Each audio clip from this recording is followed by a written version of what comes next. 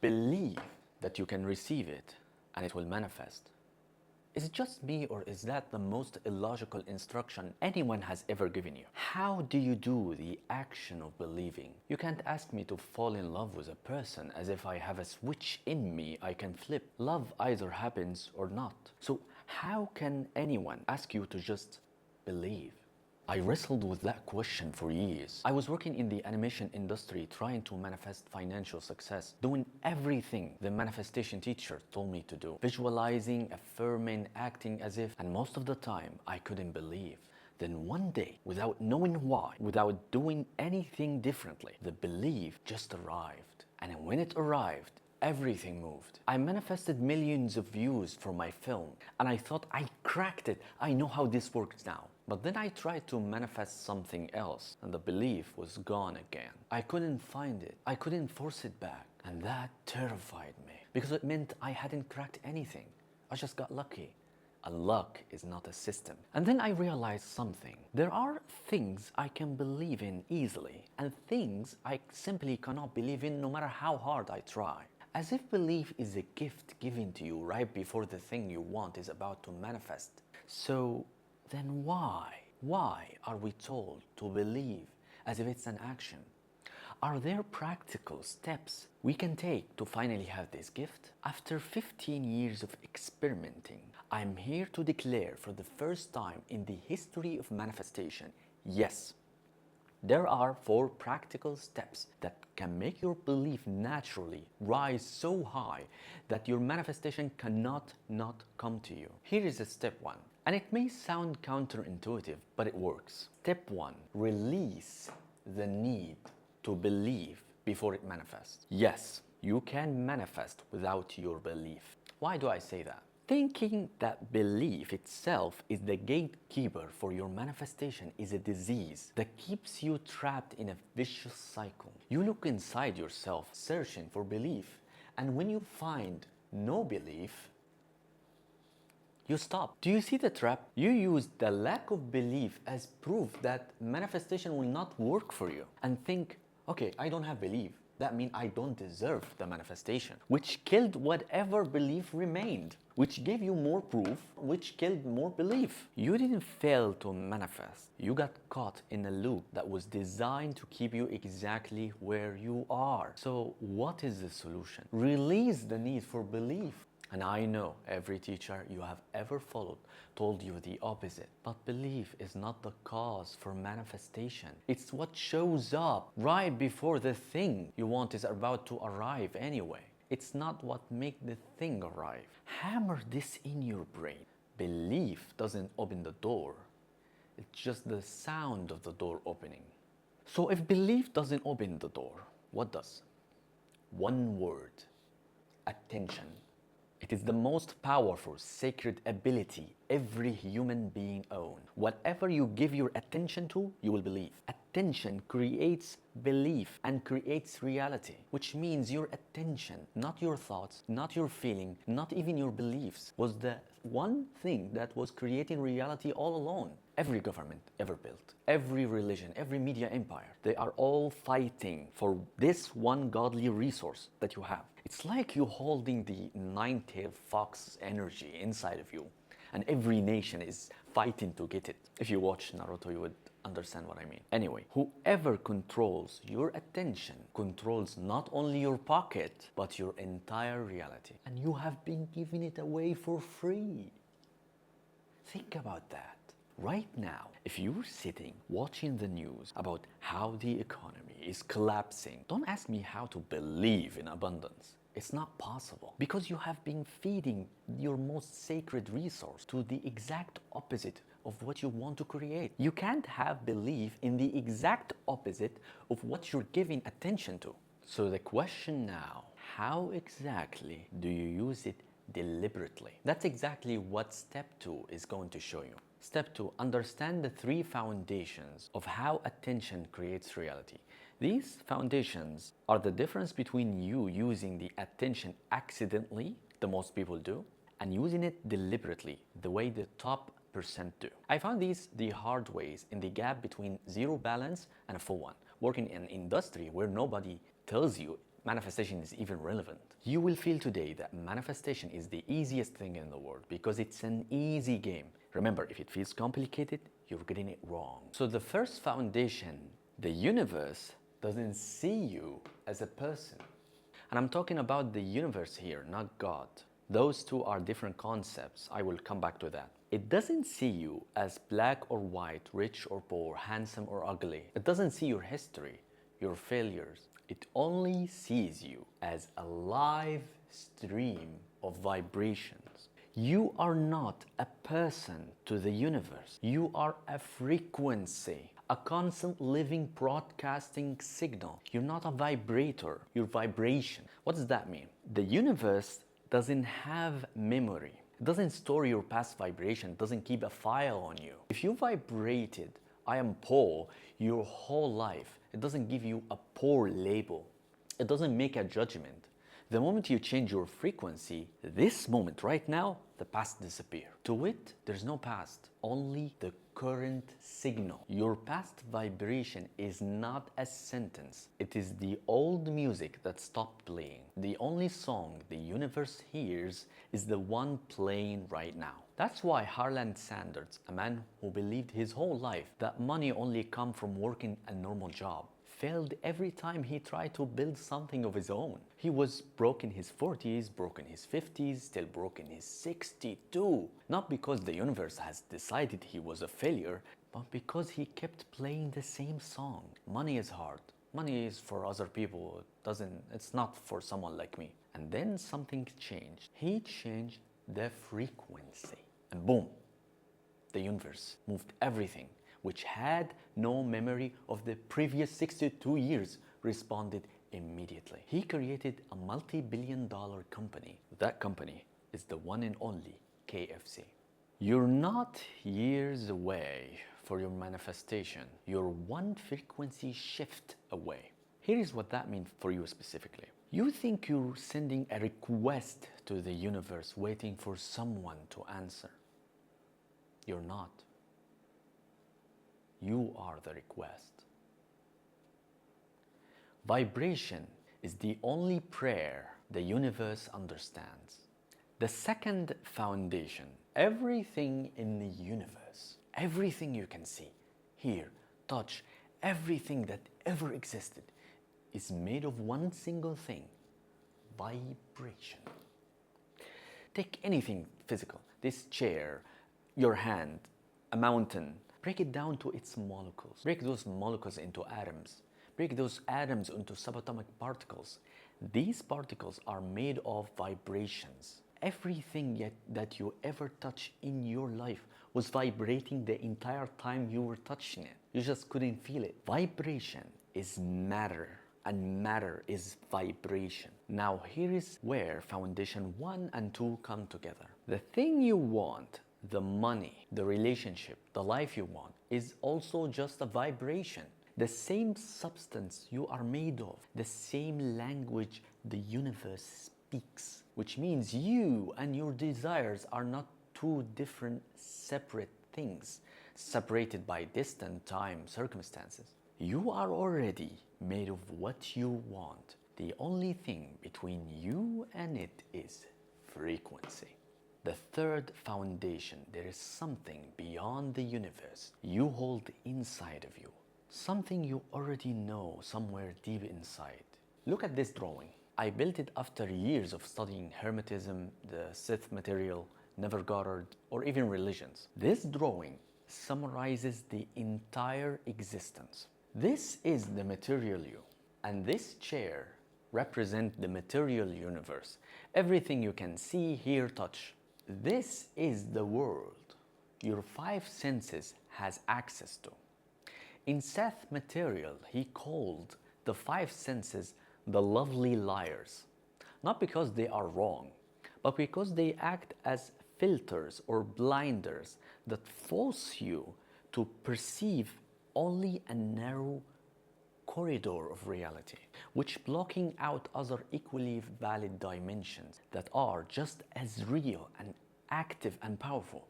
You just can't see them. Beyond the material universe is the vibrational universe.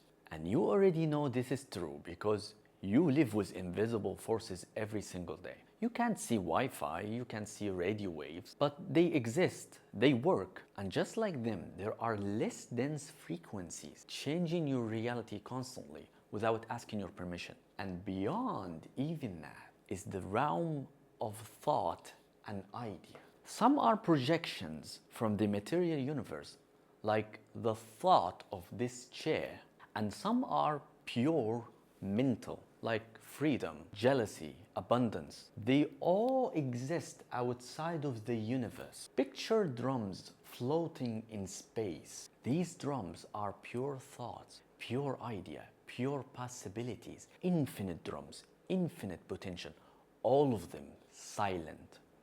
So what beats them?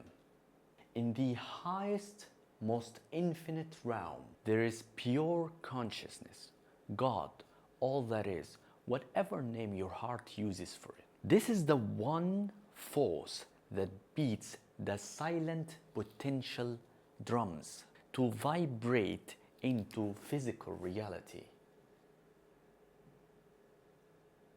When it gives attention to one drum, means one thought, it vibrates into reality. It is the giver and controller of all energy, bigger than space itself, more infinite than time itself, freer than the freedom itself. And hear that, you hold a piece of it inside of you.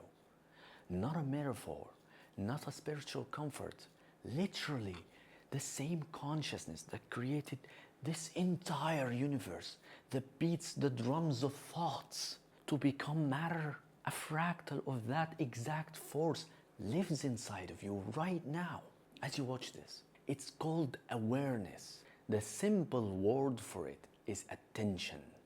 When you give your attention to a thought, to one of these drums, you direct the energy of consciousness to beat it, and it vibrates. And the moment it vibrates, it becomes measurable. That's when it begins its journey from pure possibility into physical reality. That's how matter is created. That's how your reality is created. Not by hard work, not by believing it enough, but by where you place your attention. Remember, consciousness cannot create matter without thoughts. Just like this pen couldn't exist without someone first having an idea to create it. That's exactly why Seth said, the physical universe is idea construction. Now let's bring this out of the cosmos into your daily life, because this is where it gets real. Imagine a scene. You're watching the news about a war destroying the economy.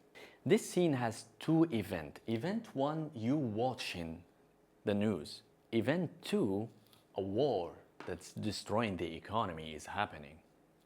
This is a small news. This is big news, right? Wrong. The big news is you watching the news. Because you are using the most sacred, most godly resource in existence, your attention, to feed both your own life and the event itself with the vibration of war. Any event, any idea needs attention to survive. It feeds on it. The moment you withdraw your attention from it, you starve it. During a recession in America, when everyone was losing money, this one businessman stayed profitable. When they asked him, how did you do it? His answer was, I chose not to participate in the recession. He kept his attention strictly on himself and his own ideas. He starved the recession of his energy, and that's exactly what you have to do. You have to guard your attention with your life, because it's the most powerful force in existence, and you have been spending on things that's slowly making you smaller. Now I hear you saying, if that businessman didn't take action, he still wouldn't have succeeded. So action still matters, right? Yes, here is exactly where action fits in. Here we go. Listen to this phrase carefully. Attention is the grandfather of action and the father of belief. Let me show you exactly what I mean. I was trying to bring myself to make a new animation video after my previous one failed, and I lost most of my money. I wasn't feeling it, so I procrastinated day after day. And while I was procrastinating, watch random videos on YouTube, I made one simple, easy decision: to watch videos that's similar to my content. So I binge watched animation videos, admiring other creators' idea, seeing the beauty in their works, and then it hit me. I started getting ideas myself. I still didn't act. I just kept watching, feeding it my attention. I couldn't stop my mind from having better ideas raining on my head. So I gave those ideas more attention until they become unique and refined. All of this was just happening inside of my head. I hadn't taken a single physical action yet, but my belief in these ideas kept growing the more attention I fed them. I began to imagine myself executing them. More ideas came about how to do it, and finally, I felt an explosion inside of me. Act now. I jumped out of the bed, left the old project behind, and worked on these new ideas with the enthusiasm you have the night before Christmas. That video became a hit. YouTube itself listed at one of the most popular animation videos of that month. Belief followed attention, action followed belief, the result followed action. All of them from one simple decision about where to look. Notice I didn't rush to action from the start, because there is an art to action. Just like good sex, you don't rush to the end. You let it build. Action in your work should feel exactly the same way.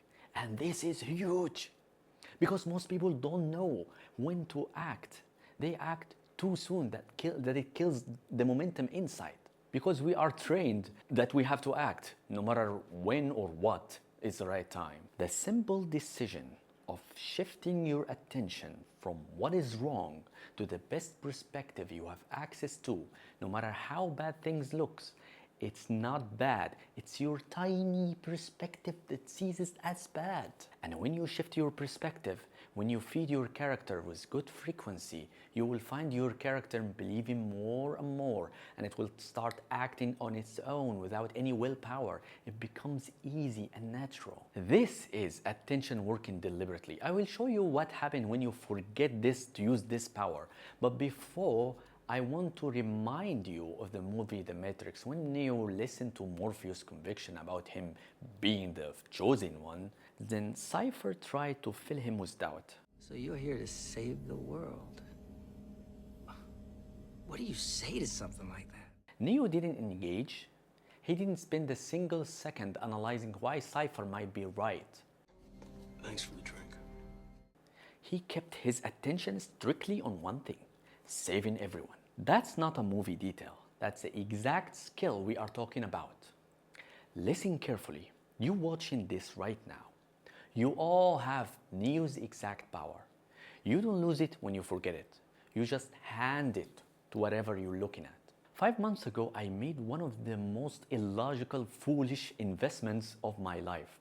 I invested at the worst possible time through the worst possible channels. And it wasn't just this one mistake. I kept making bad decisions, one after another. I couldn't understand why. I normally study every detail carefully before spending a single dollar. So I was terrified of myself.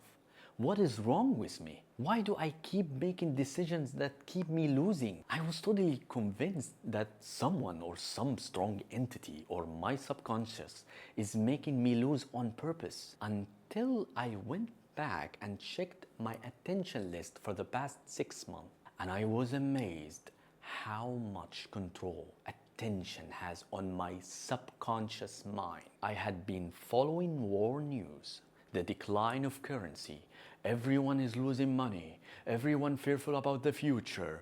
I had feeding that vibration, my most sacred resource, with my attention for months, and my subconscious had absorbed every bit of it. It vibrated fear, and that fear made me make the exact mistakes I was afraid of doing. My attention didn't just affect my mood, it programmed my subconscious, and my subconscious is far more powerful than my conscious mind. So When it decided to make me lose, my conscious mind had no say. So, what should we do in times like this? Okay, do you know if you search on Google right now on how many people become millionaires in the US alone in 2026? The answer is 441,000 individuals. Can you imagine that? That's an entire city filled with people. And there are thousands of men and women getting rich right now across the globe, building businesses, creating opportunities in the same economy that's terrifying everyone else. Listen to their stories. Feed those stories to your attention. Look for opportunities and success everywhere until your mind is soaked with only success, until one thought becomes impossible to avoid. If all of these people can do it, so can I. This normalizes being rich. It's not something rare that you have low chance of achieving. It's normal to be rich. Becoming rich starts being the only logical conclusion. That's belief right there. It arrives naturally, not forced, just inevitable. And watching these individuals will inspire you with ideas, some of them logical and easy for you specifically, like opening an online store, starting a YouTube channel, whatever fits your situation. And yes, I hear some of you asking, what do you do when your mind plays dirty? When your old negative voices come back telling you it's not that easy, you have tried before and failed. When you find your attention catches only bad thoughts in every situation, that's exactly what step 3 is for. Your neural net decides which fish your attention catches. Step 3, build a new net. Think about the world's largest machine, like the bucket wheel excavator. When you look closer, you will find a small man pressing on a tiny control panel that guides this massive machine to reshape the landscape. This drawing is the control panel. All the entire big massive effect in your life is based on this little brain drawing. There is a net built by a tiny microscopic neural pathway in your brain. It decides for you what your attention should catch and what should be skipped. It controls your perspective and keeps you vibrating the exact frequency every day. If you finally decided to work inside, changing this internal net. For example, if you give 1 hour of work inside, it equals 70 hours of working hard outside. This is a shortcut, and I will show you how to build a new net in this video. But first, let me explain it. As you can see, these are little nerve cells in your brain. Let's say one of them fires when your attention lands on either an object, event, or person. For example, you saw your ex in the grocery stores. This cell, the love cell, fires. But then the betrayal cell runs after it. This is betrayal. And then the unworthiness cells fires after that, unworthy. Because that was your story with your ex, and because these cells fired in sequence, they become wired together by pathways. So when you think of your ex, anytime, you think of love, then abandonment, then unworthiness, in less than 1 second. And even if you totally forget your ex, when you think of love, boom, you think of abandonment. The micro pathway in your brain is deciding which direction your attention should go next before you even realize it. It's controlling your entire life experience. When someone you trust betrays you, you feel like your world is shattering. But it's not your world. It's the micro pathway in your brain that are shattering. This tiny micro shattering event feels so big at that time. And it's the same when you discover a big revelation for you. A new micro pathway is being formed, and it feels so big you feel like you know it all. But all these feelings, a mirage. When you understand that, you will not take life so seriously. Because at the end of whatever big event you think it's big, it's not. It's just some micro connection in your brain, and micro connections can be rewired. So to rewire them, first you have to catch it fast enough to redirect it, right? But how? We have two simple but powerful methods to do that. The first is very simple. Expand your attention zone inward as much as outward. Here is what that means. When your attention lands on your Instagram account, instead of just feeling the reaction, expand the attention inside. Look what is happening inside of you. Watch the old patterns playing. You have been letting a tiny biological wire control you for years. Let that sink in for a second and then laugh about it. Oh, you tiny little cute pathway. You think I should feel unworthy now, huh? We're done here. So you choose to direct your attention to love. And remember the first foundation we talked about? To the universe, there is no past. Only the current vibration is real. So you reverse whatever thought you don't like to its opposite. Start with the least resistant thoughts, like not all love leads to betrayal. I know, your brain just said, yes it does. That's not you, that's the pathway defending its job. For example, you can remember the love of your mother, your best friends, or even your dog. Love that was never conditional. Climb the stairs of good feeling gradually, and don't rush it. Do this multiple times until the old pathway gets dissolved and the new pathway is being formed. The first time you do that, you will feel ridiculous talking back to your own brain. Good. Ridiculous is exactly how breakthroughs feels before it becomes normal. And trust me, it becomes easier the more you do it. Expanding your attention zone inward is a skill. The faster you can do it, especially when you get triggered, the more control you get over the direction of your thoughts. I teach this skill in particular in my community. The link is in the description. The second method, it's a game designed to give you a chance of remember to go against the old wiring, because that is what trips people up. They actually forget to play. So it's called the 9 minutes alarm method. Set your alarm every 9 minutes during waking hours with one single question every time it goes off. What is my attention right now? Is it on good or bad? That's roughly 100 check-ins a day. 100 chances to redirect. 100 small wins. If it's on bad, don't fight it, don't suppress it, just ask, what is the one good thing about whatever I'm looking at right now? That's the appreciation technique, by the way. It's the only move the game requires. If you genuinely can't find one, use your imagination to reverse it. That's not lying to yourself. That's using the most powerful tool in the universe, the same tool that built reality in the first place. You don't have to feel amazing right away. You don't have to leap from fear to joy in one jump. Just aim for slightly better than before.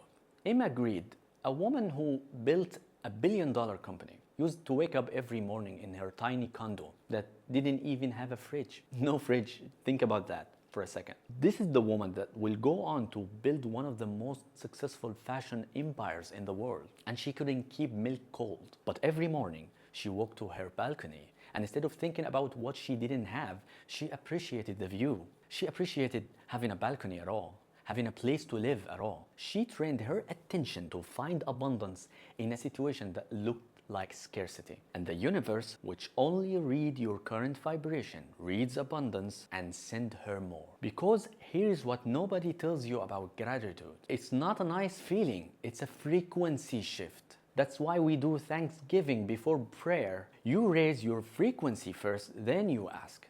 There is a wisdom in that. And the most powerful thing you can ever point your attention at is yourself. Most people spend their entire lives cataloging everything wrong with them and not spending one single moment on their strength. Your strengths are being starved of attention, and what you starved disappear. Give attention to them. Look for them. Hunt for them like the way a hungry person hunts for food. That's very important. And finally, the fourth step. And in my experience, it is the most important of all. Because without it, everything else falls apart. Step 4, environment, environment, environment. It's like when you buy a piece of real estate, you hear location, location, location. That's the same. The environment decides for you where your attention goes. I'm not talking about the environment you cannot control. I'm talking about the environment you have built for yourself. And the most obvious environment in this day and age is your social media. Hear this. Your YouTube main page and Instagram feed is your actual vision board for your future. Show me the content suggested to you in your feed and I will tell you what you're attracting to your life right now. So you have to take time to train the algorithm. Sit down, go through every feed. Every video that doesn't align where you're going, click not interested. Every video that does, watch it on purpose. Watch the lifestyle of the rich, their podcasts, their success stories. Guide the algorithm deliberately because it will guide your attention in return. You see, everyone is talking about how bad social media is. And in fact, it's the best invention out there if you use it instead of it using you. Surround yourself with pictures of your dreams next to your bed, positive statements on your wall. That's not a cliche. I just watched Michael Jackson biography and he was doing it. It's not an accident that every successful people are doing it. What you see every day becomes what you believe is normal. Design your environment so it's easy for you to remember the good, to remember your strength. Make it easy for you to accidentally think positive instead of negative, because whatever is easiest to access is what your attention will naturally go to. And easy always wins. That was the 4 steps that will make your desires reality feels normal. I tried to summarize the most important steps as much as I can, not to make 3 hours videos. If you want to go deeper, you will find more in the description. And finally, thanks for giving me your attention, your most valuable resource you have. I try to give you the value you deserve in exchange for that. See you in the next video.